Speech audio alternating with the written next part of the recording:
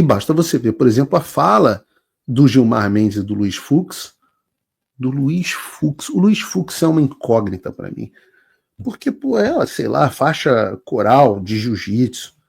Pô, o Fux era foi um cara que cresceu dentro do ambiente do Rio de Janeiro, Gracie, porradaria, era para ser um cara um pouco mais, sabe, que a comunidade do jiu-jitsu, vocês que me acompanham aqui, se você faz jiu-jitsu, digite os aí no nosso chat, você vai ver que as pessoas são majoritariamente de direita. Mas assim, esmagadoramente, provavelmente 2-1. Eu sei, os lutadores do UFC são todos meus seguidores, mandam mensagem, etc. Vários dos caras, né? Eu não vou ficar citando aqui os caras que às vezes queimam o cara, embora eles não estejam nem aí. Vejam o próprio UFC, o Dana White, a postura dos caras. É quase todo mundo. Aí olha aí. Olha, galera, osso no chat para vocês também. Por quê? Porque se você faz jiu-jitsu, né, primeiro você... Eu acho que tem uma coisa já de você desenvolver uma testosterona, uma coisa de... Qualquer luta nesse sentido, sabe? De você ser um cara que encara a vida de forma diferente. Por isso a comunidade de luta não tem negócio de trans, de woke, não entra mulher vestida de homem vestido de mulher para lutar no UFC feminino e tudo mais. E aí vem o Luiz Fux e vira um cara... Inclusive está na mesma turma, né? A turma que vai julgar lá o pessoal do Bolsonaro, acho que eu também, a mim, e se torna um vassalo do regime com uma vergonha. Uma vergonha. Porra, era um cara que... Assim, eu sou do Rio, né? O Fux é um pouco mais velho que eu, uma geração que veio um pouquinho antes de mim, mas era a geração dos meus amigos, dos meus familiares, depois meio que se junta todo mundo, se encontra todo mundo. Ele era o cara que, porra, ia ser colocado para lutar, para cair na porrada em vale tudo. Nunca, se você me dissesse 10 anos atrás que o Fux ia ser um instrumento de repressão política, eu nunca ia acreditar. E, no entanto, são várias posições. Bota o vídeo do Space Liberdade aí pra gente, Brunão. Conversado, e já há precedentes do tribunal nesse sentido, como Vossa Excelência indicou, na premissa de que não há direitos nem prerrogativas absolutos. E o próprio texto constitucional, lembrava o ministro Dino não faz muito, ele indica e fala expressamente sobre... Deixa eu só parar isso. Essa história de que não há direitos e prerrogativas absolutos virou a justificativa, e é a mais velha do mundo no direito, para você dizer que não há direitos nenhum. Que não há direito nenhum de nada. Porque eles não são absolutos, eles são relativos. E relativos a quem? Não, são subjetivos. Tá bom, subjetivos debaixo de que sujeito? Ah, do julgador. Quem é o julgador? O cara do STF. Então, moral da história, você só tem o direito que o Gilmar Mendes decidir que você tem, porra. Você não tem direito nenhum. Não existe direito inalienável dado a você pelo seu criador. Existe direito dado a você pelo Gilmar Mendes. O abuso de prerrogativas parlamentares, deixando claro que é preciso que haja uma funcionalidade, algum tipo de uso da imunidade parlamentar para fins que são albergados pela própria Constituição, de modo que é um esforço louvável que o tribunal faz nesse sentido. E há uma outra perspectiva que sempre fica perdida por razões políticas que nós entendemos, mas talvez não sejam justificáveis, é que as próprias câmaras, elas têm um poder de polícia, de contenção de abusos que se fazem, por isso os comitês de éticas, as comissões de éticas deveriam atuar para a preservação, na verdade, da própria dignidade desse locus, né? A rigor, o debate parlamentar, quando descamba para ataques, para atos de vilania, para... Palavras de baixo calão. Isso, obviamente, desvaloriza institucionalmente a casa que tem isto como palco, né? Então é preciso que se entenda que isso se faz na defesa até mesmo da imunidade, da instituição, da institucionalidade. É preciso ter essa percepção. Diante de uma reclamação feita a um... Fica tranquilo, o Gilmar está agindo para preservar o Congresso. Tá? O parlamentar está sendo censurado e está perdendo a imunidade, mas é tudo em prol do Congresso. A um delegado da Polícia Federal, houve a abertura de inquérito a pedido do... Isso porque, lembrem-se, né? Eles não querem que a imagem do Congresso seja afetada. Isso porque a imagem do Supremo Tribunal Federal vai muito bem, né, Gilmar? Tá maravilhoso isso aí que vocês estão fazendo. A imagem do STF tá muito boa. Então vocês têm que dar lição nos outros poderes sobre como eles devem preservar sua reputação. Aonde? Reputação aonde? Em relação a que pessoas? Procurador-Geral da República, e aí essas coisas têm uma série de implicações. Não é aquela pessoa do delegado que está sendo atingido, é a instituição Polícia Federal, né, que está sendo vilipendiada. E se não houver um sistema de proteção, ele indica e fala expressamente... Peraí.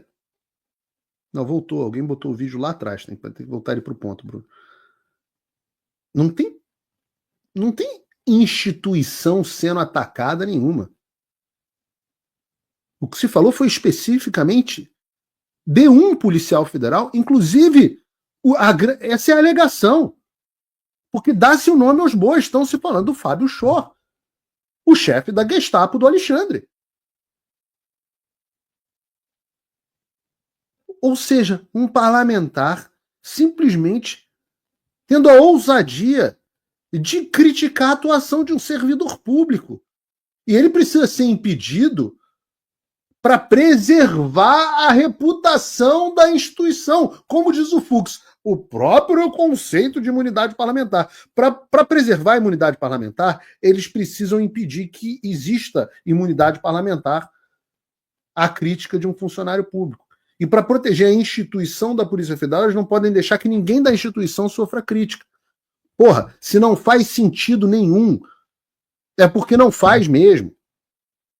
Se não tem um nesse grupo, e eu esperava que o faixa arco-íris fosse esse,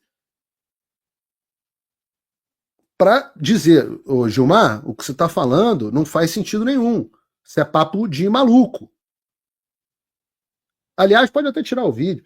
O Supremo Tribunal Federal virou um show de horrores. Os caras parecem que não estão num recurso, mas é uma conversa de bar.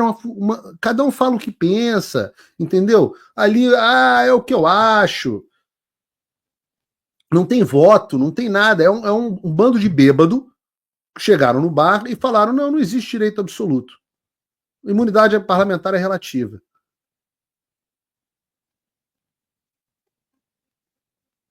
E aí, para que serve o legislador? O legislador vai lá e escreve artigo 53 da Constituição. O legislador, raramente no Brasil é tão claro. Os caras vão lá e falam, os deputados, e foi emendado para isso, inclusive, os deputados e senadores são invioláveis, civil e penalmente, por quaisquer de suas opiniões, palavras e votos. Quaisquer, inviolável, que não pode ser violado. Quaisquer, todas. Não dá para ser, mas o que o cara pode escrever? O que o coitado do legislador pode escrever para submeter a uma lobotomia de voto, que foi esse esse comentário de boteco vestido de toga do Gilmar Mendes. E eu digo o seguinte aqui, o Gilmar Mendes é um jurista muito inteligente e competente. Ele só não tem um pingo de caráter. A frase do cara, o debate parlamentar quando descamba para ataques, eu já falei que se você substituir, lembra dos truques semânticos, se você substituir ataques por críticas, né? Crítica ao servidor público ele chama de atos de vilania. O senhor Marcel Van Hatten é praticamente um vilão, um coringa dentro do Congresso. Isso, obviamente, desvaloriza institucionalmente a casa, que tem isso como palco. É preciso entender que isso, relativização da imunidade parlamentar, né, se faz até mesmo em defesa da instituição.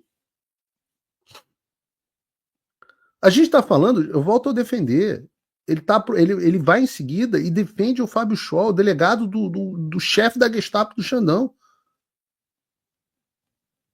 Né? Ele cita o caso em que o Marcel Van Hatten passa a ser investigado por denunciar as ações ilegais desse servidor público na tribuna da Câmara. Que é o que faz um parlamentar. E o Fux, um outro bêbado, Vem, não. Qual o estímulo que a instituição vai ter de monitoramento se não fizer nada? Esse é o faixa coral.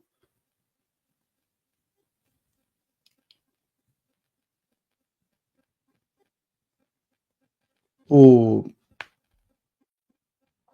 nobre praticante da arte suave, discurso parlamentar não foi feito para ser monitorado.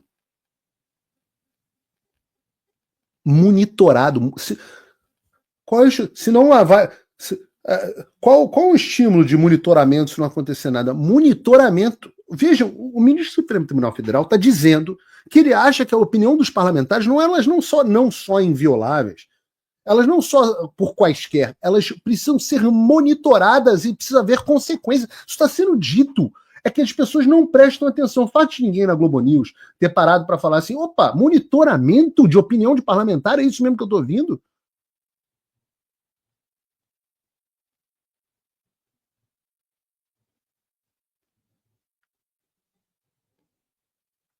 Aí ele fala, no meu modo de ver, depois da leitura da Constituição de 88, evidentemente que a imunidade de responsabilidade civil é inconstitucional. Evidentemente. Tem que ter uma moderação. Pode ser até uma inconstitucionalidade parcial, mas que é. Como assim, evidentemente, a imunidade de responsabilidade civil é inconstitucional? A Constituição literalmente diz que os deputados e senadores são civil e penalmente invioláveis. Os caras nesse papo de bar estão revogando. Pelo amor de Deus, Arthur Lira, deputados, o cara tá num papo de bar revogando o artigo 53 da Constituição na cara de vocês. Ele tá dizendo, é só a frase dos caras.